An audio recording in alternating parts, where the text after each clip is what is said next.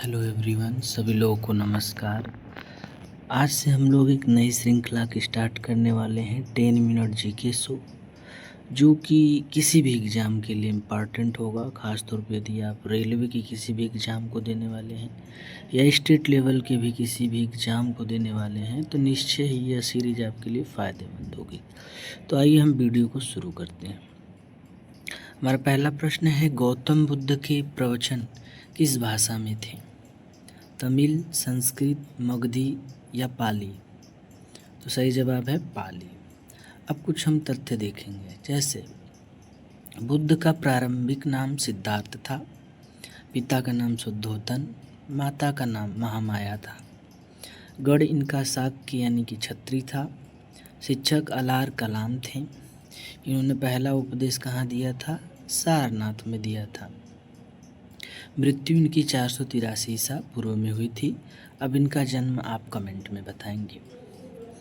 आज का हमारा दूसरा प्रश्न है, बौद्ध धर्म की आधार स्तंभों में से एक अष्टांगिक मार्ग है, निम्नलिखित में से कौन सा अष्टांगिक मार्ग नहीं है? सम्यक वाणी, सम्यक नियंत्रण, सम्यक प्रयास या सम्यक विचार? सही उत्तर है इसका सम्यक नियंत्रण। बौद्ध धर्म के अष्टांगिक मार्ग कौन कौन से हैं? सही समझ, सही विचार, सही भाषण, सही कार्यवाही, सही आजीविका, सही प्रयास, सही सचेतन, सही एकाग्रता। ये 8 हुए। हमारा अगला प्रश्न है, इनमें से कौन सा बौद्ध संगीतियों और उनके स्थानों का सही सुमेलित युग्म नहीं है? प्रथम बौद्ध संगीति राजगिरी, दूसरी बौद्ध संगीति सारनाथ, तीसरी बौद्ध संगीति पाटलिपुत्र या चौथी बौद्ध संगीति कश्मीर? तो इसमें से दूसरी बौद्ध संगीति सारनाथ सही सुमेलित नहीं है, क्योंकि दूसरी बौद्ध संगीति सारनाथ में नहीं बल्कि कहाँ हुई थी? वैशाली में हुई थी। ओके, पहली कहाँ हुई थी? राजगिरी में, दूसरी वैशाली में, तीसरी पाटलिपुत्र में, चौथी कश्मीर के कुंडलवन में। ठीक, ओके। अब हमारा अगला प्रश्न है, महावीर स्वामी का प्रतीक चिन्ह क्या था? हाथी, सिंह, बैल, मछली? सही जवाब है सिंह। महावीर स्वामी की अगर हम बात करें तो इनका जन्म होता है 540 ईसा पूर्व वैशाली के पास कुंडग्राम में। बचपन का नाम इनका वर्धमान था, पिता का नाम सिद्धार्थ था, माता त्रिशला थी। अब जैसे यहाँ पे हम कुछ तीर्थंकरों के प्रतीक देखते हैं जो कि एग्जाम में बार बार पूछे जाते हैं। इससे पहले अगर देखें तो ऋषभदेव, ये वृषभ यानी इनका सांड था। दूसरे अजितनाथ थे, इनका हाथी था। 23वें पार्श्वनाथ जिनका सर्प था। और 24वें महावीर स्वामी थे जिनका क्या था प्रतीक चिन्ह? सिंह था। बुद्ध के सारथी का क्या नाम था? कंथक, चन्ना, देवदत्त, चेतक? तो सही जवाब है चन्ना। क्या जवाब है सही? चन्ना।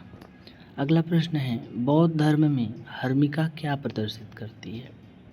देवताओं का निवास, खुला पथ, धर्मनिरपेक्ष, विश्व से पवित्र का पृथक्करण, तथागत अवशेष? तो सही जवाब है देवताओं का अवशेष।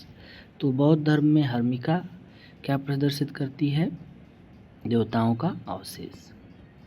अगला प्रश्न है हमारा, सारनाथ किन 2 नदियों के संगम पर स्थित है? गंगा और सोन, यमुना और काली, बेतवा और चंबल, गंगा और वरुणा? सही जवाब है गंगा और सोन, गंगा और वरुणा, सही जवाब है गंगा और वरुणा। सारनाथ में चूँकि धार्मिक स्तूप है, चौखंडी स्तूप है, यहीं पे मूलखुंडी विहार भी है। अशोक स्तंभ की बात करें तो उसकी लंबाई 34 मीटर है। इसे 3री शताब्दी ईसा पूर्व में मौर्य सम्राट अशोक ने बनवाया था। ओके, सारनाथ का प्राचीन नाम ऋषिपत्तनम भी है। सोन नदी जो है वो गंगा से पटना में मिल जाती है। यमुना नदी गंगा की सबसे बड़ी सहायक नदी है। यमुना नदी जो है वो गढ़वाल हिमालय में यमुनोत्री ग्लेशियर से निकलती है। काली नदी ऊपरी शिवालिक से निकलती है और उत्तराखंड, उत्तर प्रदेश, हरियाणा राज्यों में बहती है। बेतवा और चंबल नदियां भारत के उत्तर प्रदेश के इटावा जिले में मिलती हैं। अगला प्रश्न है, निम्नलिखित में से किसे जादुई सूत्रों मंत्र तंत्र की पुस्तक भी कहा जाता है? ऋग्वेद, अथर्ववेद, यजुर्वेद, सामवेद। तो सही जवाब है अथर्ववेद।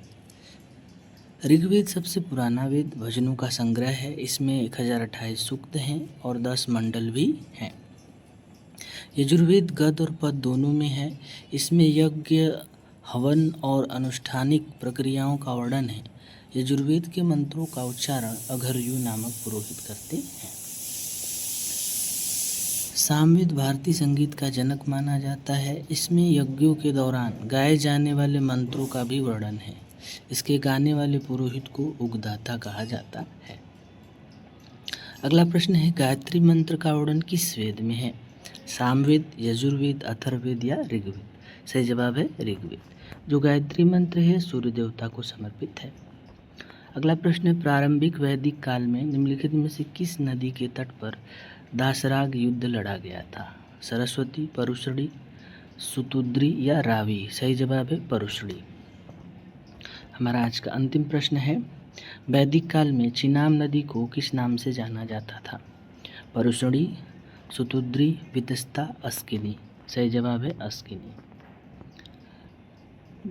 अच्छा, कुछ नदियों के प्राचीन नाम देखते हैं। जैसे ब्यास को बिपाशा बोला जाता है, सतलुज को सतुद्री, गंडक को सदानीरा, वितस्ता को झेलम, रावी को परशुड़ी। बहुत बहुत शुक्रिया। ऐसे ही और वीडियो के लिए लाइक, सब्सक्राइब और शेयर करें। आपका धन्यवाद।